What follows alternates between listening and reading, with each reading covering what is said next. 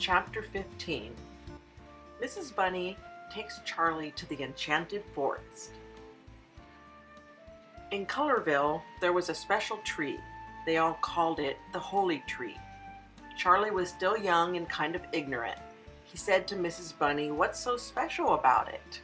She realized that she had to take him with her to the enchanted forest and teach him about the sacredness of all life.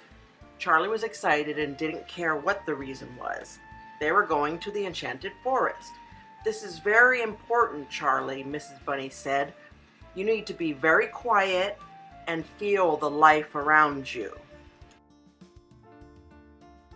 "Okay, Mom," Charlie replied. He didn't really understand, but he agreed to be quiet and try to learn the things she taught him. When they got to the sacred juniper tree, he thought, "Okay, another tree." But he didn't say anything. He knew what she was talking about was very important to her. Could we meet the lady of the tree? Mrs. Bunny decided that would be okay. The wood sprite that loved and protected the sacred juniper was over 500 years old.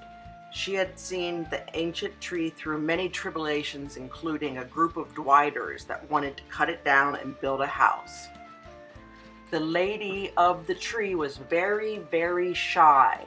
She hid her face, and her language was a lost tongue spoken by an ancient, venerable civilization. She showed them her bracelet, which they understood somehow symbolized the connection between all life. Right after the two travelers went through the gate, they encountered Mr. Tree Man. He had not been there the previous time that Mrs. Bunny had come to the forest. "Who goes there?" Mr. Tree Man said in a low, moaning voice. "Ooh." Mrs. Bunny answered respectfully, "Mrs. Bunny and Charlie, my son."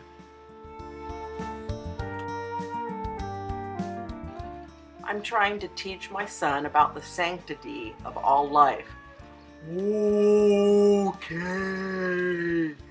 he answered in a deep voice like it was coming from the bottom of a well. The two went on and encountered a dense wall of green foliage. "Charlie," she said, "I'm going to recite a poem that Nicolette's mom said to me. It's called A Walk in the Woods." "I walk in the woods for healing my soul, to nourish my spirit and help make me whole. The colors are vibrant, so vivid and green. The air slightly chilled feels brand new, wetly clean.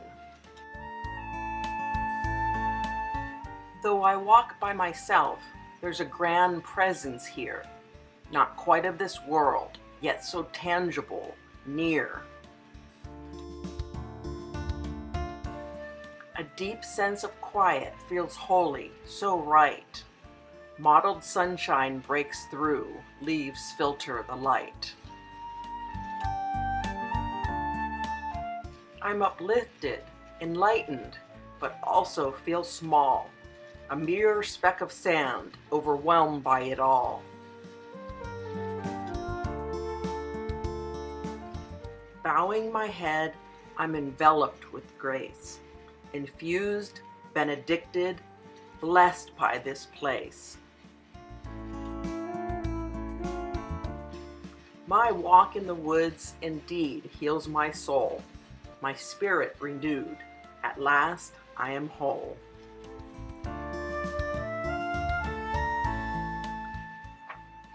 Ever the joker, Charlie's response, A Walk in the Woods revisited.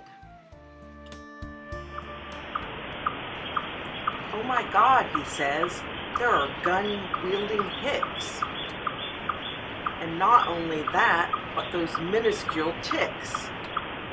They look like a scab until magnifying seen.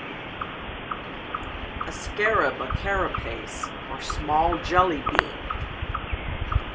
And not only that, the ivy is dripping with sap full of poison, Truly, I'm tripping. 'Tis deadly out there, a jungle no less. Can I find a safe way from this god-awful mess? Should I wear body armor? Do I spray deep galore? Forgo all exploration, remain spiritually poor? No, I must brave all those frightening events. I can't hike with bazookas or steel-threaded tents. I'll go forth into nature and brave all those things. And thank God fervently that ticks don't have wings. Charlie! Mrs. Bunny was exasperated. Well, Nicolette's mom taught me that one to me, he said innocently. Okay, we'll do this another day, she answered in a resigned voice. So they went home and ate chocolate chips and bananas. Yum, yum.